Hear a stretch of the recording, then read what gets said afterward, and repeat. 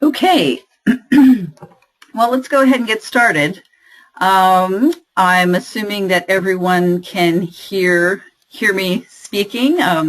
Again, this is Linda Shade speaking, the moderator, and you have successfully arrived at using the Freedom of Information Act for activism and activist research, sponsored by the Defending Dissent Foundation. So thanks so very much for coming. I'm just sort of starting off slowly here because there's we still have quite a few folks that are that have signed up that have not yet joined us. So I thought I would take a minute and just share with people that we did have an incredibly strong response to this webinar. And let me put my webcam on also. Hello, here we are. So I wanted to share with people a little bit the kinds of folks that we do have. We've got activists from a huge range of movements: the environmental movement, the peace movement, anti-racism activists, immigrant and civil rights activists, civil liberties groups, animal rights activists. Some folks indicated they were lawyers, students, whistleblowers, investigative journalists, and of course, citizen muckrakers. So we are so pleased that you are here. And again, my name is Linda Shade, and I'll be moderating. So I thought I would start out and just say a little bit about Defending Dissent Foundation and why we pulled together this webinar. So it really starts with, unfortunately, there's a long history of the FBI and other law enforcement monitoring activists, sending in agents and disrupting our efforts to organize for a better country and a better world. And so there's quite a need for this. And in fact, that's why DDF was founded as far back as in 1960 by people who were targeted by the House Un-American Activities Committee. And so this is directly the kind of thing that we've been working on for decades.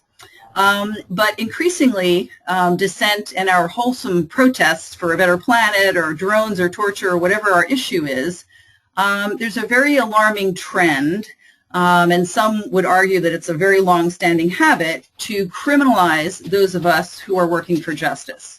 And even worse, there's a current trend towards viewing activism as terrorism, which is obviously a huge problem, but in the eyes of law enforcement and corporate America, that is a trend that we see. And of course, another trend that I'm sure all of us are aware of is we've got mass surveillance of people at the very same time that our governments at all levels, local, state, and national, is becoming more secretive and less transparent. This is all bad for our right to dissent and, of course, for democracy. And so that's why we're all here, to shine some sunshine and hopefully empower you and your work in organizations to be more effective in your work. Sorry. So thank you for all the work that you do in defense of our democracy.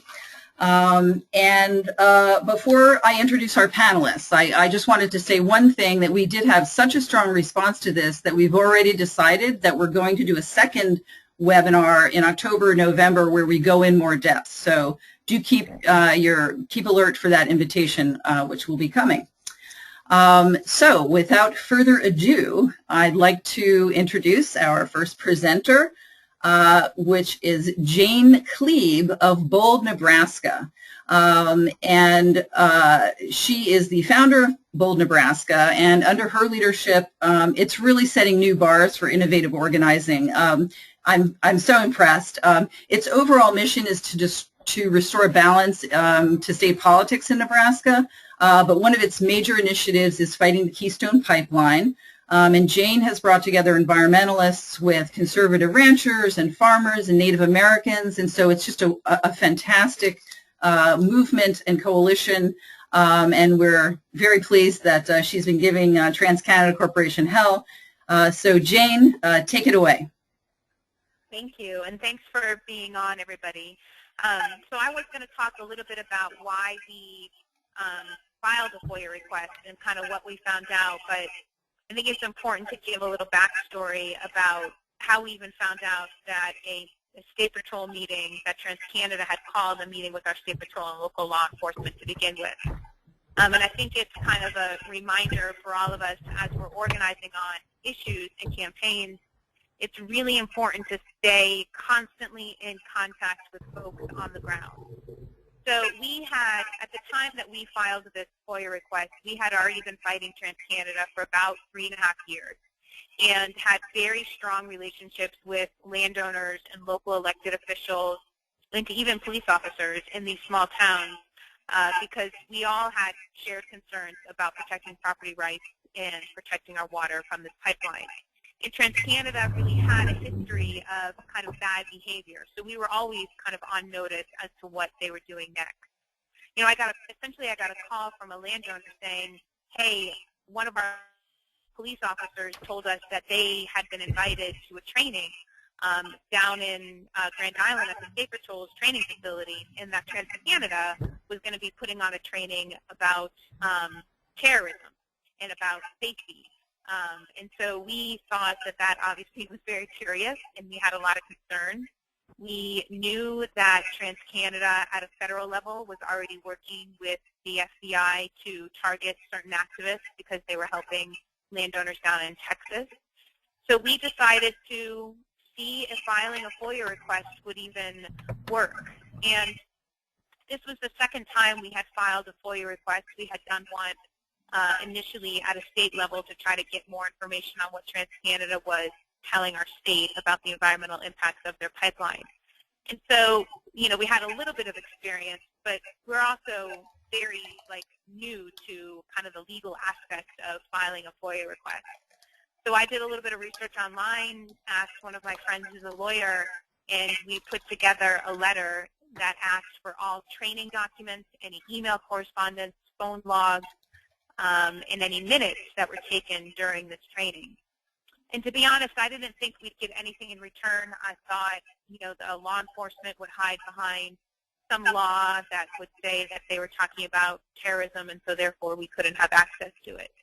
But surprisingly, the Nebraska State Patrol sent us everything that was presented to them in that training.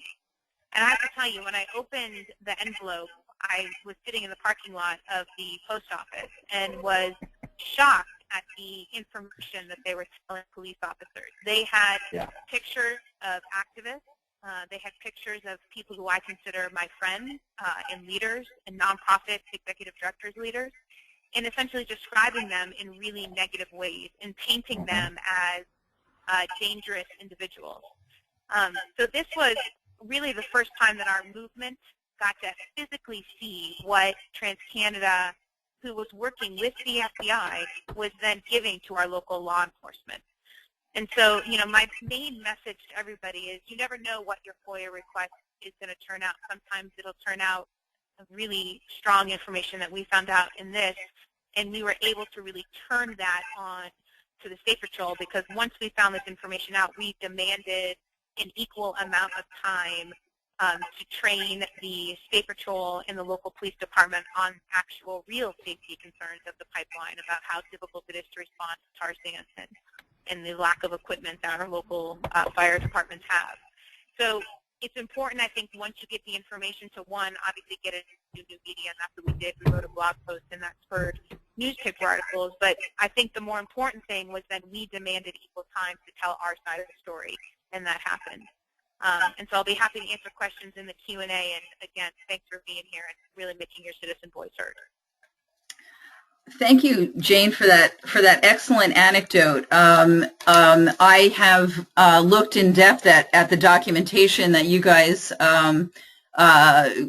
got from you obtained from these FOIA requests and written articles about it, and it's just so important that people know what can happen, what happened in your case, and what can happen in their case as well. So thank you very much.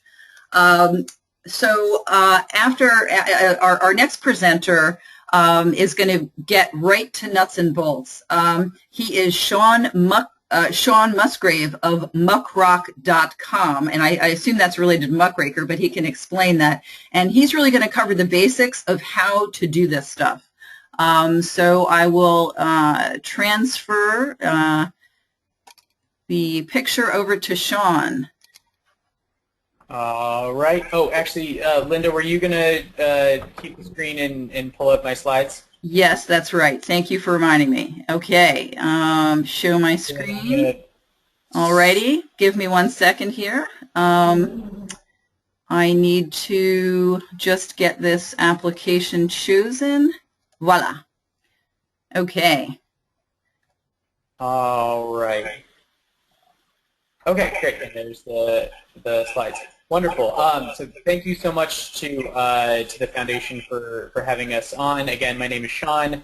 I'm with MuckRock or MuckRock.com. We're a combination of a news site and a public records resource. A lot of people use MuckRock to request all kinds of documents. We have a very easy interface to request documents at the federal as well as each state level. So we have quite a bit of experience, and I personally am an investigative journalist, and I use FOIA and state public records requests is one of my key tools in uncovering documents straight from the government's own mouth. And so let's dive right in. This is just going to be a primer to overall principles and general tenets that whether you're submitting a request at the federal level or at the state and local level, as I assume a lot of the activists here are going to be doing. So you can go ahead and move to the next slide. Okay. So the quick bit of history. There was actually a great article about the signing of the Freedom of Information Act. And I was trying to find it earlier. I believe it was in Time over the summer, but I was a little bit last minute in prepping my materials. But I mean, there's this famous reluctance on the part of President Johnson in 1966 to sign the Freedom of Information Act. He had some concerns that FOIA went too far in disclosing government information and could potentially be detrimental to the functioning of government. And yet, at the same time, as he signed it, he issued the signing statement that I quoted from here, where he says that he's always believed that freedom of information is so vital that only national security should determine when it must be restricted. We'll dive into a little bit. That is not anywhere near the case. There are several other, or I guess, he takes a very broad view of what national security actually entails. And so does the FOIA in a lot of senses. And then I believe we'll be sharing the slides and for those of you who are interested in history about the federal FOIA. The National Security Archive at George Washington University has an extensive collection of documents and analysis of the historical roots of freedom of information in the United States at the federal level. So then that's sort of where we came from. We can advance to the next slide. So then this is a screenshot from the memo that was signed by Attorney General as soon, or just a few days after President Obama was inaugurated. And this is famous among people who FOIA because it has this grand, right there in the header, presumption of openness is supposed to be the rule within the Obama administration. And this is a lovely idea and one that I believe in very, very strongly, that there should be this presumption of openness. But in order to make that an operational reality, activists such as yourselves, journalists, citizens, we need to use our right to freedom of information in order to make that a reality. All right, then we can go forward. All right, so like I said, we'll be reviewing principles which apply at the federal level as well as at the state and local. So there's the Federal Freedom of Information Act, and then every state has a public records law, a unique statute. It potentially is confusing because some of the states named their statutes the Virginia Freedom of Information Act, or I'm blanking right now on which ones are also the Freedom of Information Act. But every state does have a corresponding statute that covers records within the state and local level. Some are far better than others. Over the past month, I've submitted a records request in every state, all 50 of them, for a project that we may get into a little bit during the Q&A, and it has reminded me quite starkly just which states have better and worse laws. They vary based on the number and character of exemptions that make certain types of documents or certain portions of documents for particular information that keep that from being released publicly. They differ in terms of the amount of time that a government agency has to respond to your request. For instance, in the state of Alabama, there is no statutory time window. It is just that the officials within that state just need to reply your request within, quote, reasonable amount of time. Most states do have a statutory time window, but those can vary from 20 business days to 3 days, 3 calendar days. So they vary in terms of that. Appeal mechanisms also vary pretty widely as far as whether you need to, if you get a determination for a request that you didn't think that the agency conducted a sufficient search, or they redacted redactions that you consider inappropriate. States vary in terms of what you do next. Or if you're having difficulty getting an agency to respond, do you then submit your appeal just to that same agency, or is there an overall statewide appeal authority that you can go to? That varies quite a bit from one state to another. And then the last general area where the law varies from state to state is what the format of records that you can get back, and specifically whether government agencies are required to provide it to you in what's called native electronic or digital format, of whether you can ask for instance, just copies of emails rather than printouts. In some states, such as Louisiana, they're able to just print it, and they can charge you for that, and you do not necessarily have recourse to ask for an electronic copy of things, whereas other states are far closer to the federal standard, which is to release things electronically if possible. So I've linked to 2 resources here. The Reporters Committee for Freedom of the Press has a state-by-state guide to public records, as does the National Freedom of Information Coalition. Both of them are fantastic, and the NFOIC in particular can help you put together, they have template letters for every state to help you get your wording to match what the state statute requires.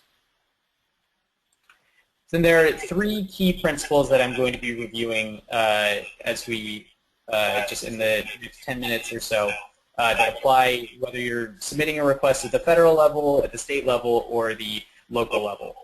The first principle is that access to government documents is a right, it is not a courtesy. The second is that there is, at least in theory and again in what we need to work to make a reality, that there is a presumption of openness for all government records. And then the third principle I'll be reviewing is that freedom of information is about documents and government records and not about answers to questions.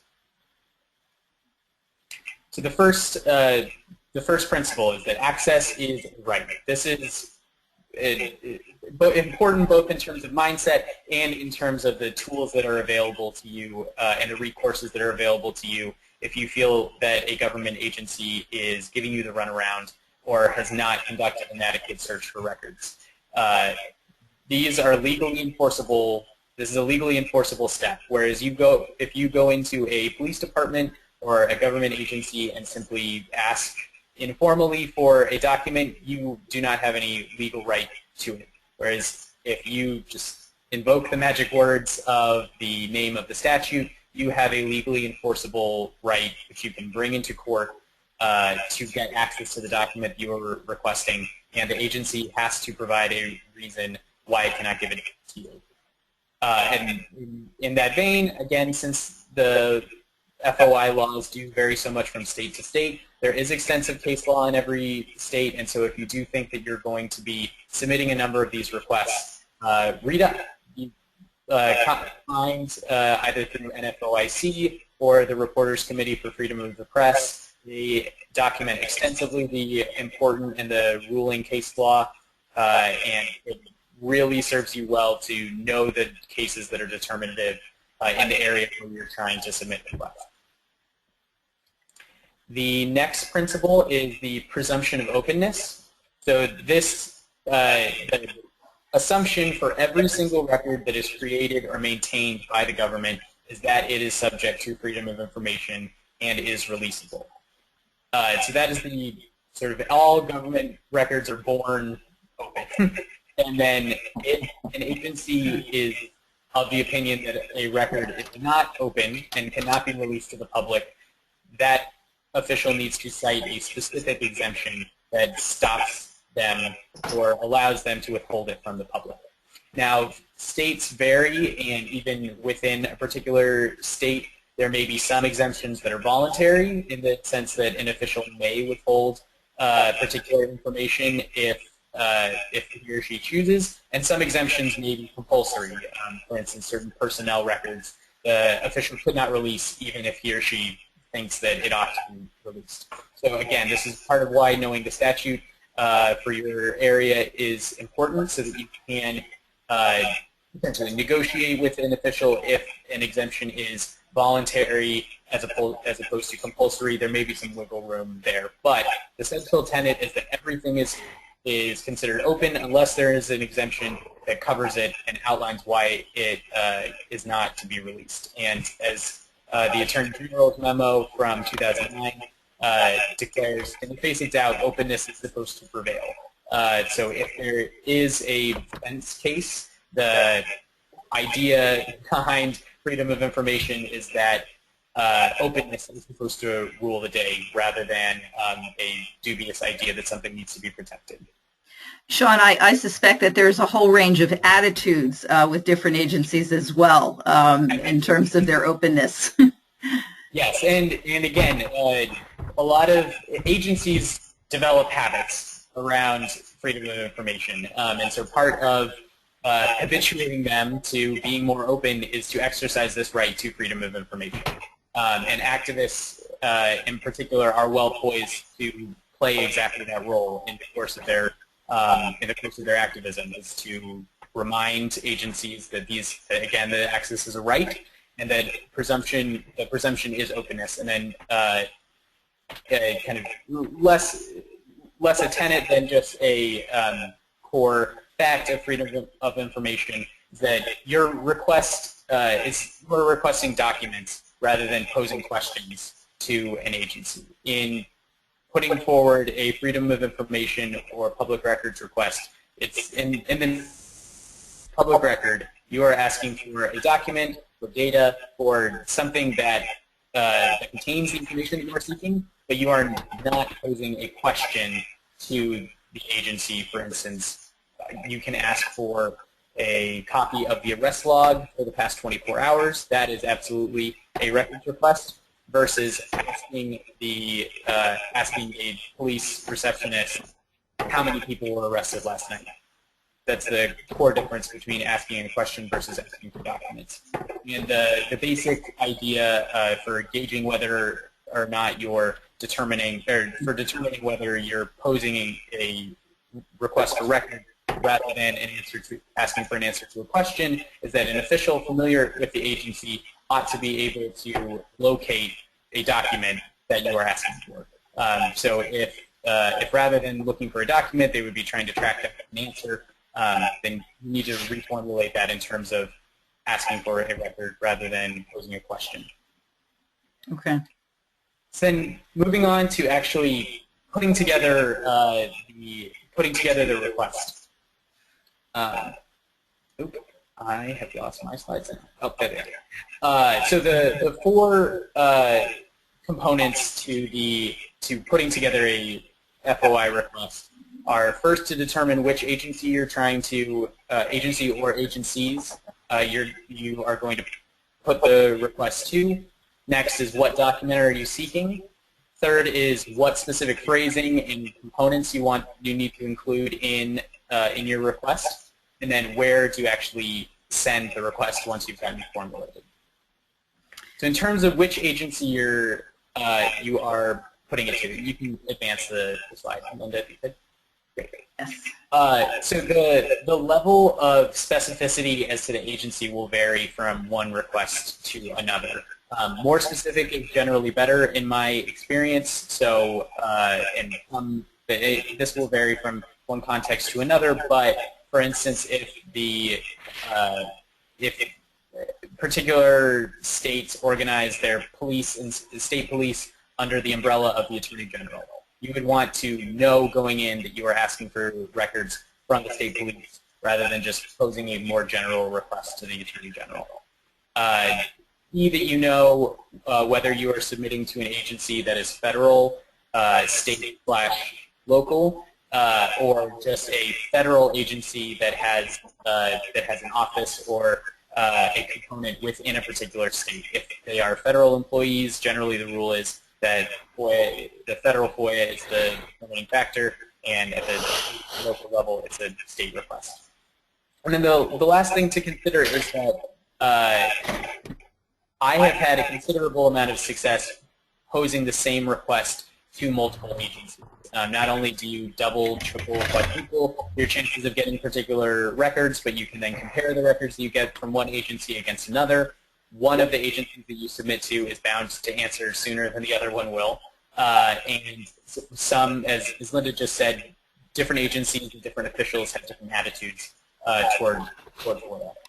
So submitting to multiple can increase your chances of success. Right, and that's so important if people are trying to do strategic research about a particular topic. I'm sure that multiple agency requests is a big avenue there. Sorry. Very much so, and particularly if a document has multiple, was sent from one agency to another, particularly if it originated from the state level and was sent to the federal level, or vice versa. Submit the request at both levels. Even if you get 2 copies back of the same document, or you can later retract the second request. If so, spread your chances around and submit the request wherever you're able to. Then as you're formulating your request, obviously central to this is what document are you actually looking for. The general options are for you to actually know the name of the document, for instance, the arrest log, or the name of a particular report, or the circumstances that led to that document being created, such as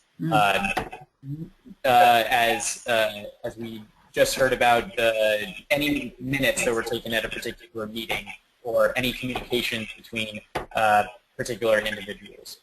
I've listed a few strategies for doing background research, and I believe we'll also be getting into knowing the agency. But in general, if you're trying to figure out the name of a report or the name of a particular form, you can look for anything from the agency you're interested in that is a handbook, or any semi-annual or quarterly reports where they might talk about just the goings-on at the agency. And similarly, for finding the circumstances that led to the creation of a document, if an official has made a public statement, for instance, saying that an inquiry has been launched, then you can submit a request saying, I want the outcome document from that inquiry. Okay. Now moving on into the actual components of how to phrase these requests. The first thing to include, and so people can forget this pretty easily, is you need to include the statute name in order to invoke the legal power of the Freedom of Information. So at the federal level, it's just as simple as saying right at the top, this is a Freedom of Information Act request. If it's a state, include the full name of the statute to make it unmistakably clear that this is a records request. The next thing that you would include would, if we can advance, would be a clear description of the records that you're looking for, and include as much detail as you possibly can. Again, you can either say the name of a report or the circumstances that led to it being created. And so I've included a couple of examples here that kind of illustrate both a little bit of both of those. So the particular name is an arrest report, including narrative, and include a date range if it's appropriate. Then in addition to just a clear description of the records themselves, I have found it incredibly successful to include backup information. For instance, if you know that a particular report is required by law, by a statute, note that.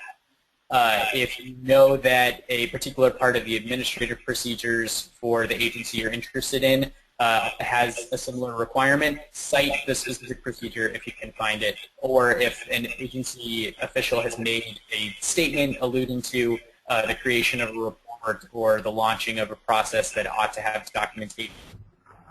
Note all of these things. This makes it very difficult for the agency to say, well, that document couldn't possibly exist.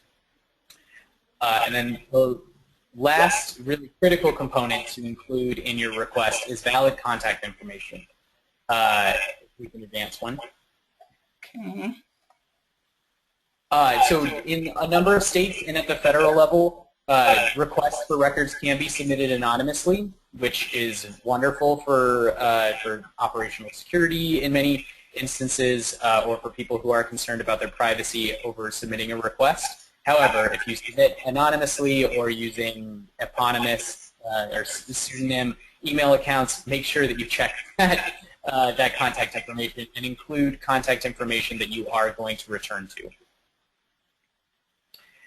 All right, and then where to send is the next thing to consider when you're putting together the request. Oh, if you could advance one. There we go. So this is obviously a very important step, is getting your request to the agency so that they can process it. First of all, once you've determined which government agency you're interested in, you need to figure out whether that agency processes requests internally or whether, for instance, the Attorney General might process requests on behalf of the state police. You need to know that and address your request properly. So it's a bit easier to find this contact information at the federal level, but some good government groups do, for instance, have lists at the state level of where to send requests for a particular agency.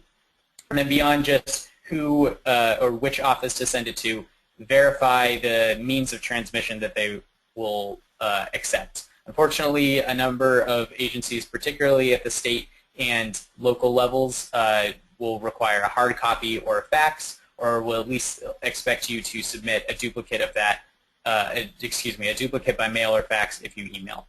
And then, as I said before, I would suggest, if you can, to send your request to multiple agencies and to verify this information for each one, and to start a FOIA foot race to see if you can get one to submit or answer before the other one does. And then now congratulations, you've submitted a request. And as you're waiting for the answer to come back, some important steps to take would be, first, to confirm that the agency has received it, or that the appropriate individual has received it. Particularly at the state and local level, a lot of these agencies do not receive very many requests, and I have had so many instances where an agency or where an official received a request, was not sure what to do with it, and just deleted it or threw it in the trash. You need to confirm that they've received it in writing and get the date that they received it, and that's when the clock starts ticking. And then read up on take this time when you're waiting for a response to come back to really brush up on your rights as a requester, you need to know how much time they have to respond, know the appeals process in case things do not turn out in your favor, and be vigilant in following up, and anticipate that you're likely going to have to negotiate, particularly if you're requesting contentious documents or things that might be controversial. And then on my last slide, I've just listed some resources in case you do need to troubleshoot things. MuckRock and myself personally are FOIA nerds. We're always eager to help people with FOIA requests, so feel free to tweet at us or shoot me an email. I've listed my email at the beginning of my presentation, and then here are also some resources on submitting questions about particular requests, or reading up on the general process and getting in touch with people in your state or area who also have similar interests. So thank you very much. Looking forward to the Q&A. Okay, I just unmuted myself. We did have a couple folks alerting us to the fact that there was an echo going on, and we did get that figured out. But I have muted the other presenters for the moment. And I wanted to let people know we will have a good amount of time for Q&A afterwards. We're actually planning to go till quarter after the hour. And now, without further ado, I will attempt to transfer the screen over to Drew Hendricks.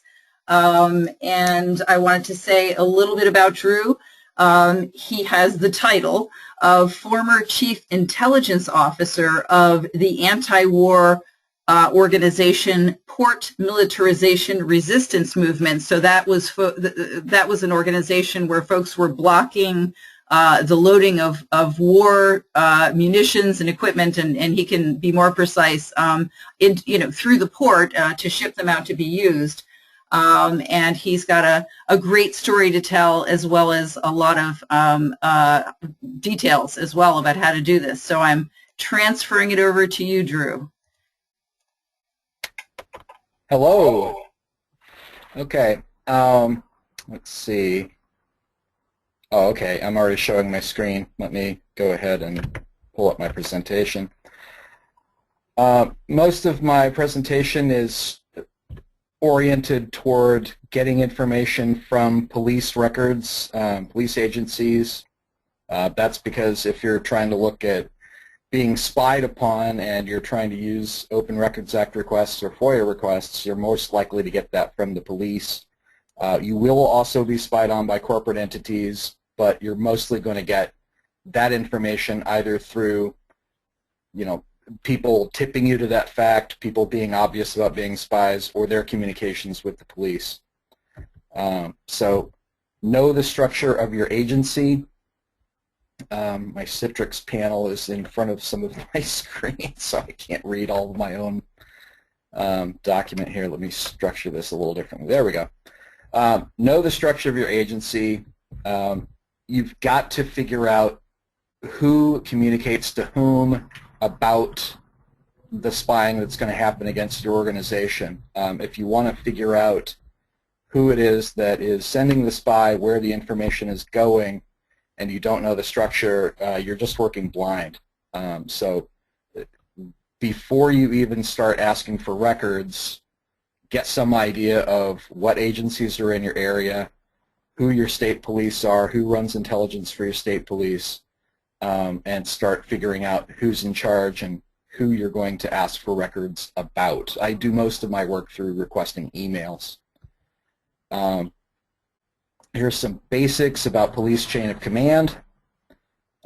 Chain of command is important because if you are trying to get this information, you need to understand who it is that is telling those officers to go out and do this.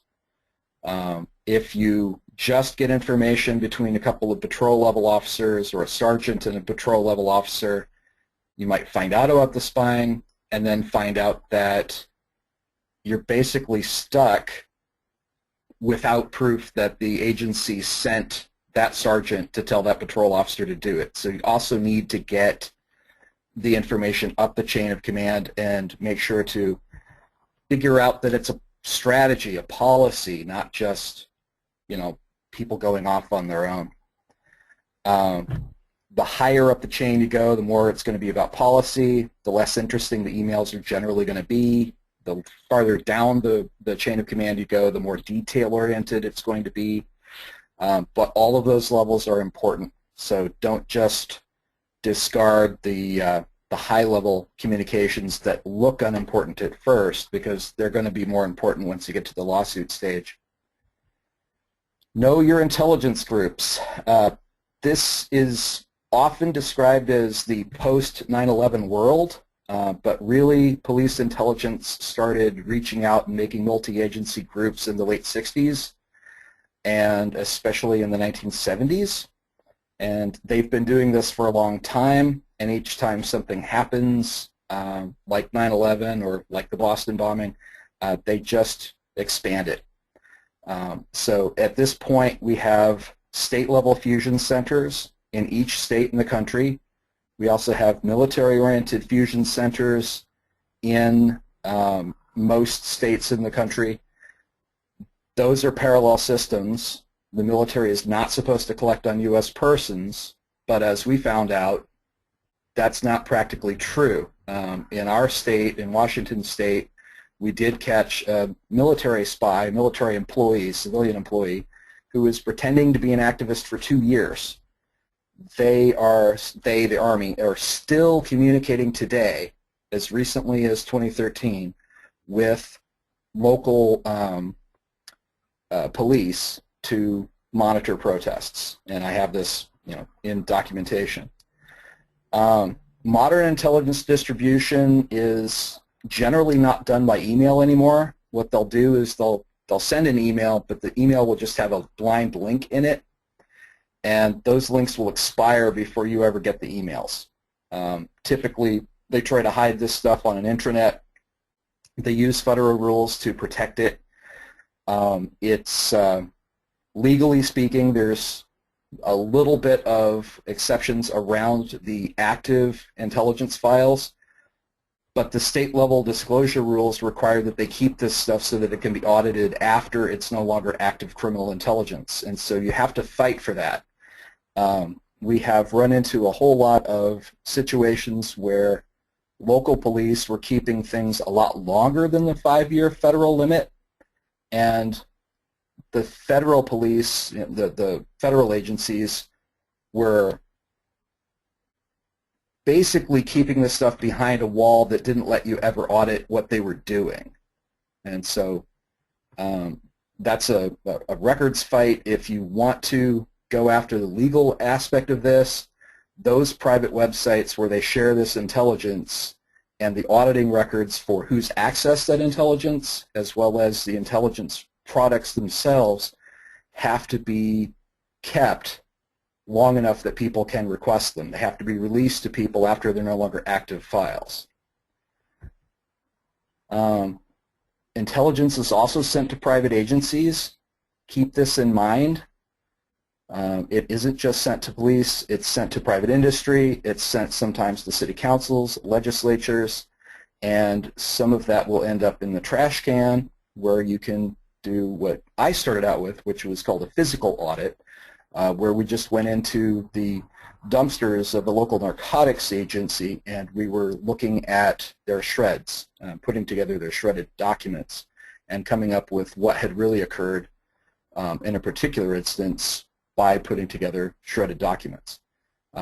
It's a long time gone since people used that kind of shredder, but every recipient is a potential source for public records. As long as they get any public money to do what they do, you can target them for a request for public records, and they have to give you some kind of answer, even if it's going to be a partial answer. And again, as earlier stated, go ahead and ask multiple requests from multiple agencies all at the same time. It will help quite a bit. In Washington State, we have the Washington State Fusion Center that kind of sits at the top of the pyramid as far as the broadest view of intelligence in Washington State. Originally, they set up 9 regions that put on the regional intelligence groups. They each generally cover a county or a small set of counties. Each police agency will have a crime analyst, and this is true for even small police agencies. Olympia has, I think, 75 officers. They have a crime analyst and another person that backs up that person's position when they're on vacation.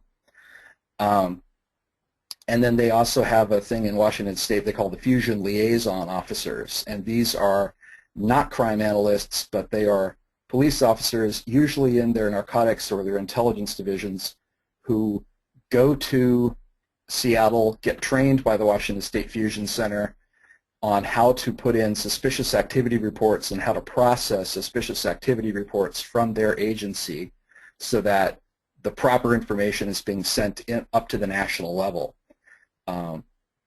Because suspicious activity reports are very confusing for the line officers and the patrolmen. Often, regional intelligence groups will meet every week, at least every 2 weeks. Right now, there's 4 that are active in Washington State.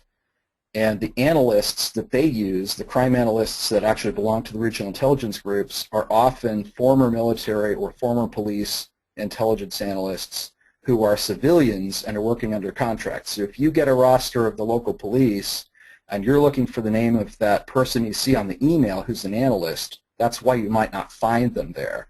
If you got the roster and they only gave you all of the sworn law enforcement officers, you won't necessarily find the name of that person who's the analyst. So you have to ask for all of the employees, not just the sworn officers. This is an example from Tacoma, Pierce County. This was the regional intelligence group that helped to coordinate with the U.S. Army on Fort Lewis. The name of the detective sergeant there, James Leffelholtz, is the successor to Chris Adamson, who was the person who actually signed the agreement, the source agreement with the Army spy that we caught, John Towery. Mike Courtjohn down there at the bottom left corner and Gary Smith in the middle on the right-hand side are two intelligence analysts who were there at the time and helped work with Towery. David Malcolm over at the Port of Tacoma is another analyst who was working at that time but not closely with Towery. And Detective Gary Hill is basically a detective investigator. So if they need somebody to go out in the field and actually look at a situation, he's the guy who would actually be out there in the field. Gary Smith and Mike Courtjohn sit behind desks. Western States Information Network is a regional system that shares information above the level of the Washington State Fusion Center, but they also, they predate 9/11. They, I think, originate in the early 1980s. They, as you can see from the numbers, encompass a huge amount of information, not just about activists, but also about trans-state and transnational criminal organizations.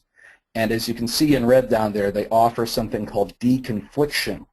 Deconfliction means if you put your information in the WSIN database about a subject, and let's say that subject happens to be an activist who's starting to organize on a campaign, if somebody else in another agency has already opened an investigation against that person, that database will spit back that person's contact information so that those two agencies can talk to each other about how to run that investigation. That has important implications for how the information goes back and forth. And you can end up with a situation where the Regional Intelligence Group in Pierce County was actually looking at Thurston County in the case of port militarization resistance. Here's a little bit of history. I'm not going to go through it all. The important part out of here, of course, is in red, 28, Code of Federal Regulations, Part 23, which is the Criminal Intelligence System Operating Policies. This is the wall that they hide the criminal intelligence behind. They will cite this if you're asking for something that's older than 5 years, because this means that you have to delete that information at most after 5 years. Most information that they collect on U.S. persons is supposed to be deleted after about 1.5 years unless it's part of a current criminal investigation. So don't delay in asking for your files. Don't delay in asking for what spying has happened against your group. That wall right there is your deadline, and you don't want to be up against that deadline when you ask for your information. And this is a little bit of history of when they started this. This is not all post 9/11. This is basically drug war being turned into domestic surveillance. The regional sharing systems for your own area might differ. Mine, I happen to be under the WSIN, but as you can see, find your state, figure out which acronym you need to write down, and you want to ask for that acronym and their communications with your local agency.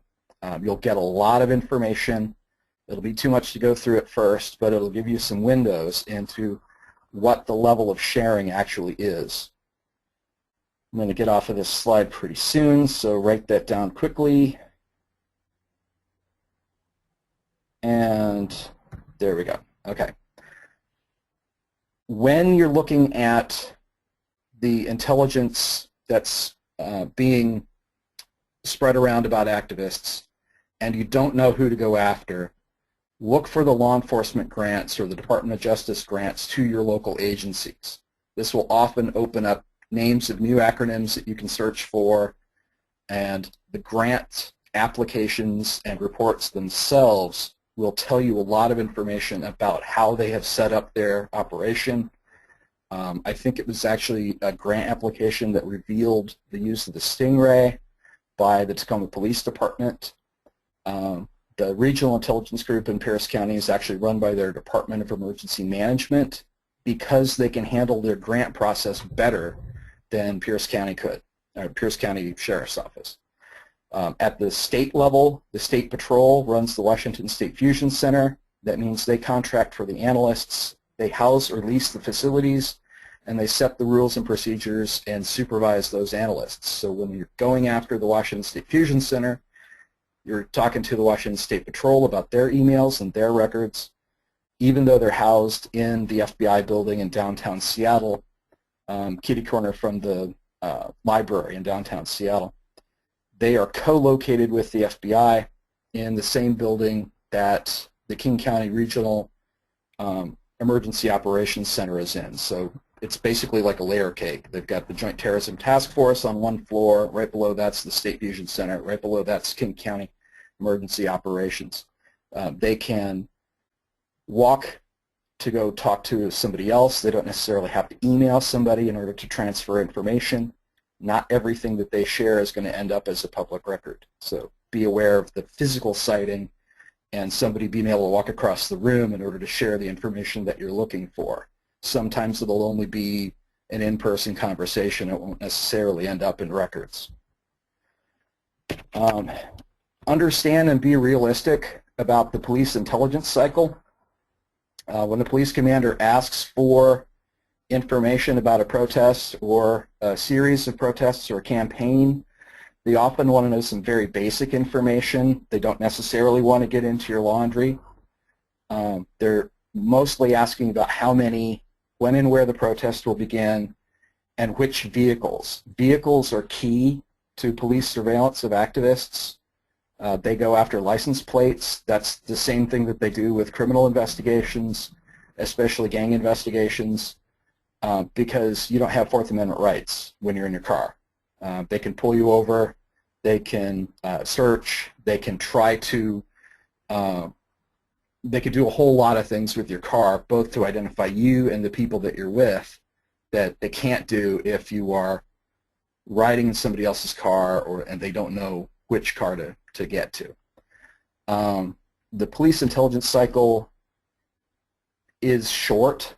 In our case, John Towery's infiltration for 2 years was an extremely rare event.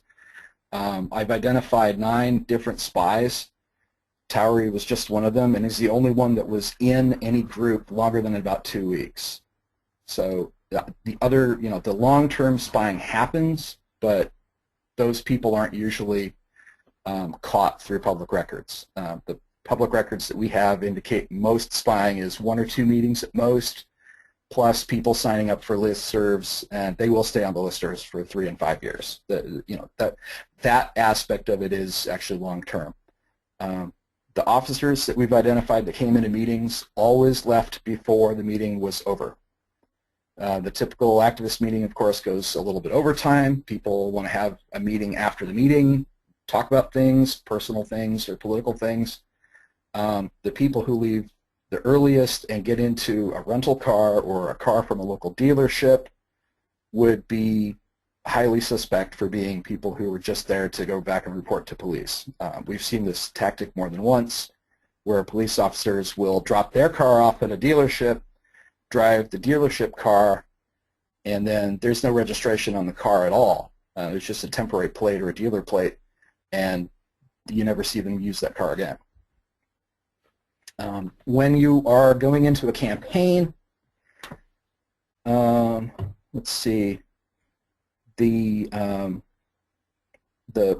first thing that will happen is the intelligence analyst will look up your background. He'll look up the background of any of the people that are listed as organizers.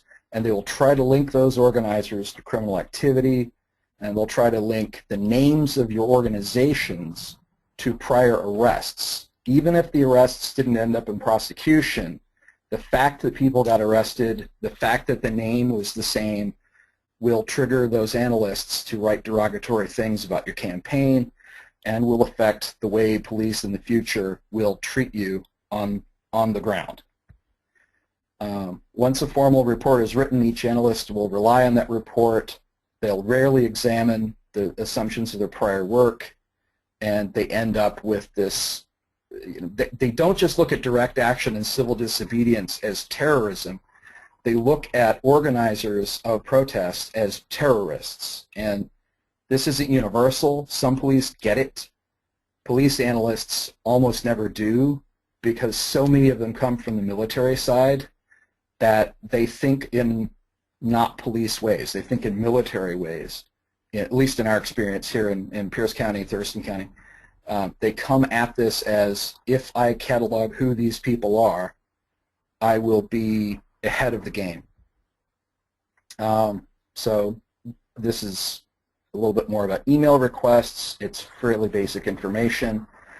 If you're trying to go after emails, try to specify the time period. That's probably the most important thing, and to bracket the time of an incident. And it's important to get the information, the emails from before and after a critical date.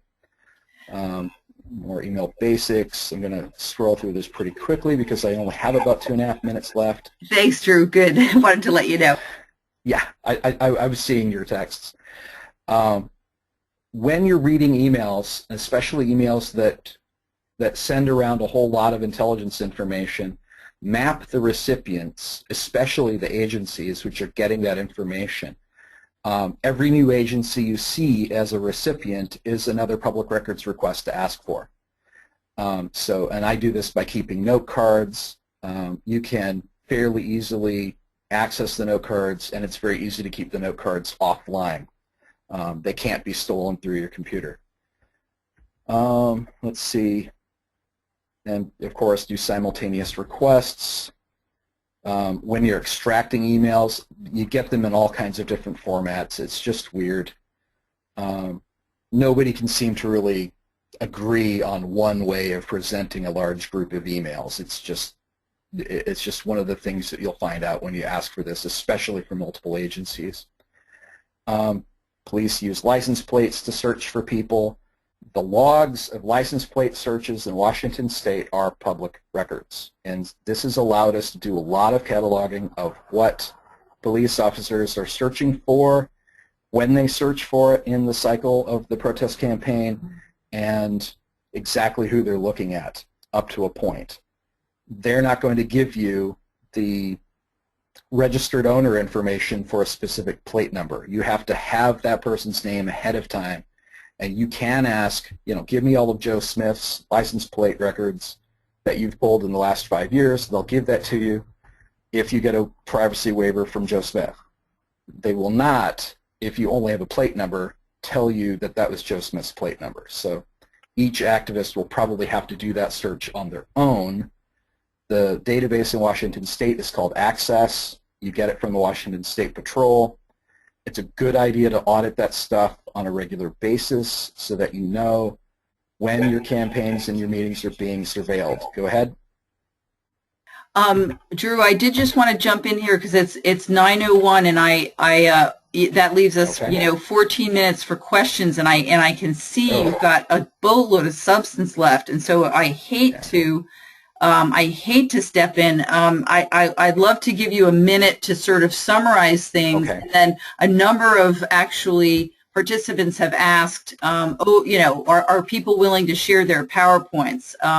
Yes. That's on the website.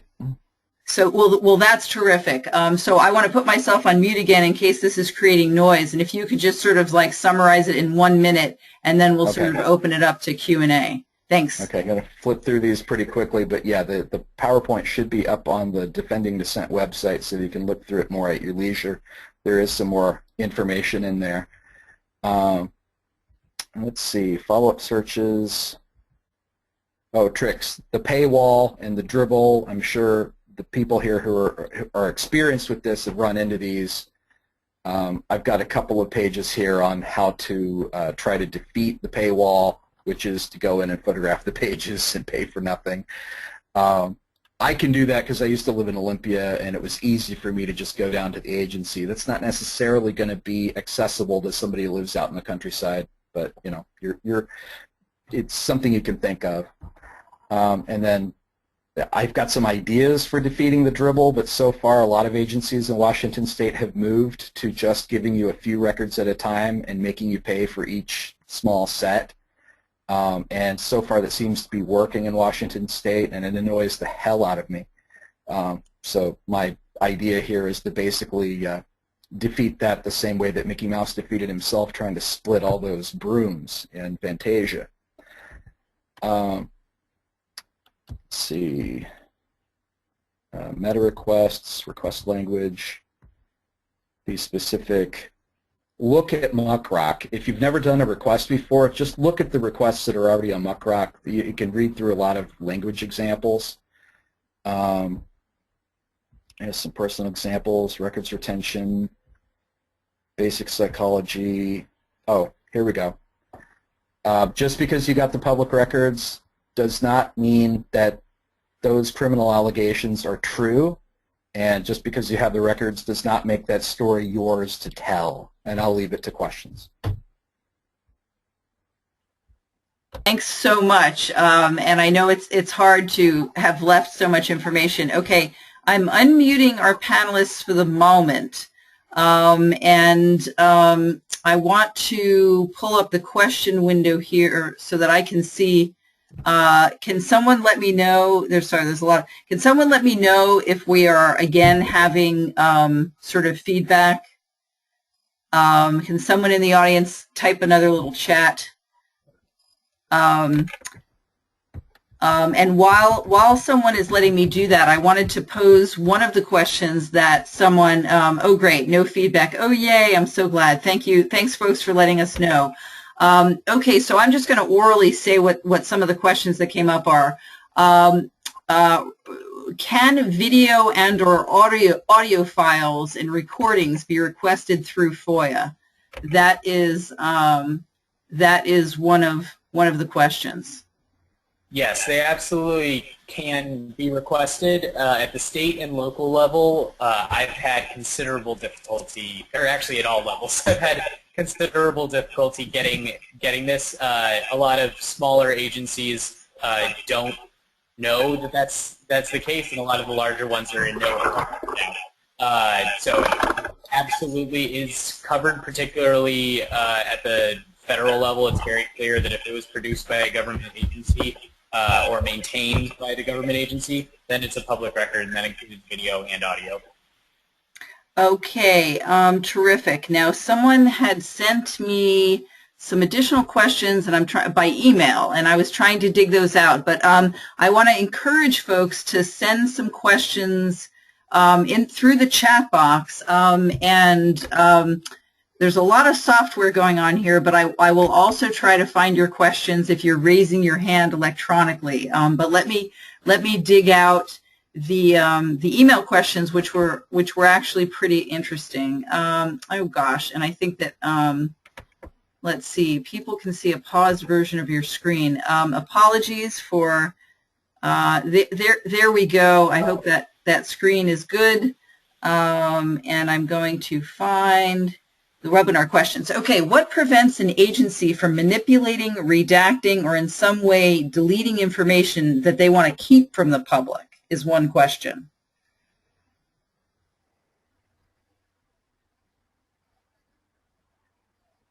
Did I mute people? Who do you want to answer that question? Oh gosh, I mean Drew, Shawn, whoever has an appetite. Sorry. Time. Jump in. Yeah, so I mean, Drew, it looks like you had included that in one of the slides that we skipped over in terms of meta requests. But a short answer is that an official has a wide range of tools at his or her disposal to hide information. the thing that can help in ferreting out that kind of behavior is submitting requests about your requests. So ask for emails from the clerk that you know was processing the request to other people where they, it's easy for me because my last name is unique. Where I'll ask for emails with my name or with MuckRock in it, or you'll find a formula, and you see how exactly are they discussing this request. Yeah. Yeah, a lot of the records that I get are so voluminous, and I'm talking about, in one case I received about 15,000 emails from a single response. It's not possible for them to go through 15,000 emails and then make a fake thread, a fake conversation through dozens of emails that holds up to external scrutiny and correlation with other information that I have. And they also don't know who else is giving me information or what other agencies have informants in them that are talking to me about their operations. So it'd be very difficult. That's another reason why it is important to ask for copies of the same document from multiple sources. Just because it's a government document, you may be getting, even if it's not necessarily intentional, you may be getting an outdated draft of something, or someone else's version of a particular document may include information that's very relevant to you. And then if you get the same version of a particular document from different agencies, then that does help to substantiate that it's valid. Okay, next question, and then just so Drew and Shawn know, I've sent you some through the software, but another email question we have is, what prevents a person who makes a FOIA request from being retaliated against, or is that a concern? Retaliated against? Yeah, I've certainly thought about, the old conversation of, I should get my FBI file kind of thing, and there's always a concern that, well, if they weren't watching you then, they're watching you now. Of course, now we know everybody's getting watched, but yeah. Do go into it knowing that the process of requesting records is itself also a matter of public record. So FOIA logs at the federal level, in particular, is what I'm most familiar with. But so my name is out there all over a lot of, and as journalists ask for the communications that you gave some other journalist. That's a very common FOIA request. So the matter that you did put a public records request in is public, and so a lot of activists that I know do submit requests using pseudonyms, requests using a variety of creative means. To addressing that, which Drew may be able to speak to. If you're worried about it and you come up with an organization or a corporation that can ask for the information in your stead, that's probably the easiest, simplest way. I could see a situation where somebody in a county wants to get information about their school board, but there's 15,000 people in the whole county, and they don't want, the people that shop at their store to suddenly stop showing up. They have legal resources to stop retaliation from happening, but no legal resources to stop economic retaliation from happening. And so, coming up with somebody in the next county over who's an attorney to ask for those records for you. There's all kinds of workarounds. In my instance, I stand in front of probably about 7 or 8 different victims of police abuse who wanted their records, got them through me, and then I turn around and give them their records so that the police don't know who it was that was coming back on them. Right. Wow, that's excellent. Okay, so in some cases it may be a legitimate concern, and there's lots of creative ways to handle it, it sounds like. Okay, well, so Shawn, I don't know if you see this. I'll read it to the group. Under the Federal Privacy Act, one can request records on one's own behalf, or one can grant another, say an attorney, to request records on one's behalf. Is there a disadvantage to having someone else ask the question? Or sorry, make the request. Apologies.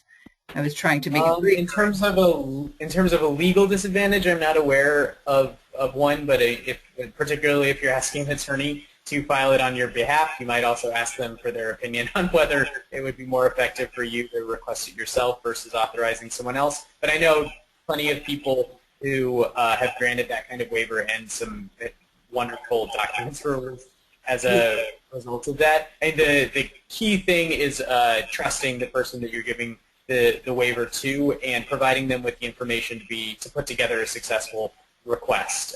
If an activist, for instance, who's involved in an incident, you know what happened in that incident, and it all depends on whether or not you trust the person that you're giving the waiver to, and have to trust them with the information that you know yourself. So that would be my biggest determinant as to whether to grant third-party waiver or to fill it out yourself is to what degree are you trust the person you're giving the waiver to, just as with any waiver. Okay, terrific. So we've got two more questions that people have written in, and I think that if folks want to stay on, please do. I think we will wrap this up in just a few minutes. I had envisioned going until 9:15 Eastern, and so we're not even quite late yet. So Drew, another person had asked, have you been able to get around the law enforcement exemptions? In Ohio, it seems as if a lot, if not most, of the Fusion Center records are walled off behind law enforcement exemptions. Interesting. I have and haven't. There's been a few instances where the law enforcement exemptions, specifically for intelligence information, were successfully used, and I wasn't able to get information that I had reason to believe existed. There were a lot of other instances where far more information was released to me than was even allowable under the Public Records Act or intelligent from a law enforcement standpoint. You got to realize a lot of the people that are processing this stuff are not cops. So you're getting emails that are between police officers, but they're being processed by somebody who's basically a records clerk, right, and is not making that much money and doesn't have that much time.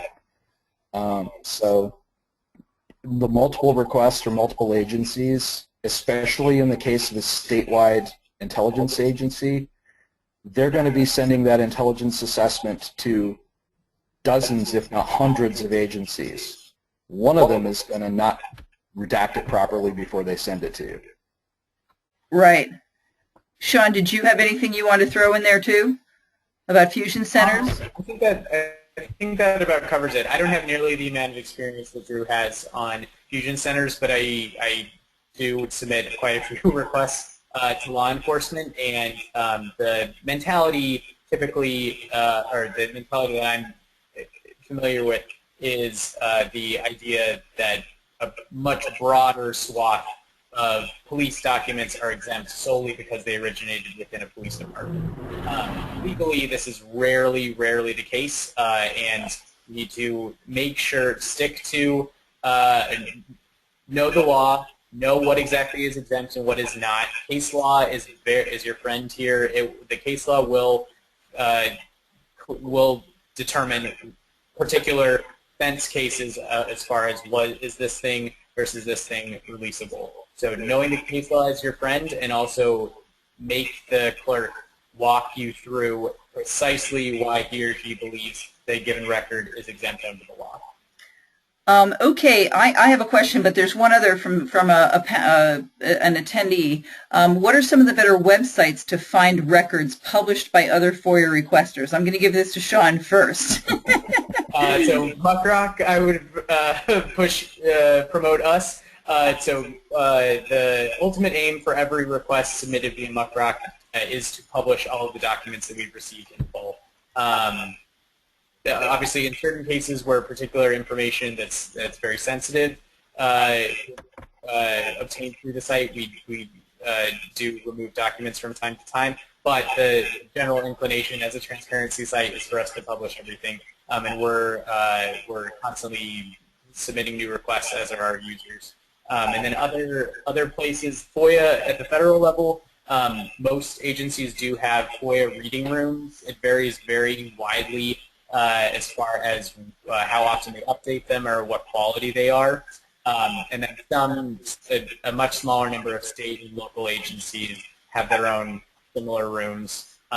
And then other sites similar to MuckRock include Public Intelligence, Cryptome. Am I forgetting? I feel like I'm forgetting a big one, Drew. Government Addict? Scripty? Government Addict. Yeah. I use Scripty, and there's a lot of information published on that. Yeah. I think Scripty is especially interesting. Well. Yes, Document Cloud. A lot of records are self-published by governmental agencies, and if you use the right Google foo, you can get a lot of information from an agency just by searching their web domain. Yep. Search for PDFs. Mm-hmm. And Excel files. Yep. Okay, folks are asking if, Shawn, if you're, so you've said yes, your presentation can be shared on the DDF website, is that right? Yes. Okay. Yep. Just wanted to confirm that again. Didn't want to make assumptions. So, in my outreach email for this, I told people that, look, you don't need a lawyer to do this or whatever, but I figured I would ask, do you guys have comments if people are looking for good lawyers to represent them on this? Of course, there's the, the National Lawyers Guild. The National Freedom of Information Coalition is also a great resource, as is one of the resources I included on my final slide was the FOI-L listserv, which is a national listserv for freedom of information issue. There are a number of attorneys on there. But the National Freedom of Information Coalition lists good government groups in every state and people to reach out to and contact. And even in the smaller states, there's someone who's interested in these matters and would at least be willing to talk to you. They might not be willing to sue pro bono on your behalf, but they'd likely be willing to help you put together a stronger letter or to review a response and point you in the right direction. Okay, terrific. And I totally understand if folks do want to leave, but there is one more question that from a participant for Shawn. It says to check access. Oh, no, it was for Drew. Sorry. To check access, do we just walk into any Washington State Police office? The Washington State Patrol has, I think, one public records officer for each of their what do they call them, their regions or their divisions. I usually just write an email to the Washington State Patrol, the head of their public records person, Gretchen Dolan. I do a lot of my requests by email. I'm at a stage now where most of the public records clerks in our state know who I am, and so they accept requests by email without very much formal language. But when you first request it, go to the State Patrol website, look at the public records contact information that they have there, use it, and once you get that filled out and the information that you want to get, like your plate number, your name, what period of time you're looking for, you're going to get a PDF from them probably within about 2 weeks. My turnaround time for access information and ORI logs is very brief compared to other forms of records. So it's been my experience. Your mileage, of course, might vary. Okay, well, terrific. We've answered all the questions that people have put in. I imagine we could continue to have a very substantive conversation, but we have gone over for a few minutes, even though we still have 27 people on board in addition to our panelists. But, just in conclusion, I'll just make one remark. There's such a range here from finding out, how an individual is sort of perhaps under surveillance, and whether your movement or your organization is under surveillance. And then there's this whole spectrum of how to use these tools to do proactive research. For example, if you're working on the pipeline or you're working on trying to figure out how to block munitions from getting loaded on ships. Drew just did such amazing work. He figured out that, well, his movement was effective in blocking the shipments, and then they had to put them on a train and go all the way down to, anyway, perhaps I shouldn't. I wasn't sure if I was supposed to say that because you had shared that anecdote with me. Yeah. But in any case, I mean, very sophisticated users like these folks really are able to do proactive research that informs, that provides real intelligence for strategic decision making for our movements. And so there's just a ton of potential here. And then obviously there's the whole journalistic aspect and the media work that you can do if you get some juicy tidbits. And so I hope you found this informative. Please do visit defenddissent.org for our resources page. MuckRock.com is very excellent, and I bet you can track down Drew and Shawn and Jane if you have more specific questions. And please do consider coming back to our second webinar. I'm really going to make an effort to have more time for sort of strategic research kinds of questions. And thank you very, very much for joining us, and enjoy your evening. Thanks for having us. You're welcome. Thanks for coming. All right.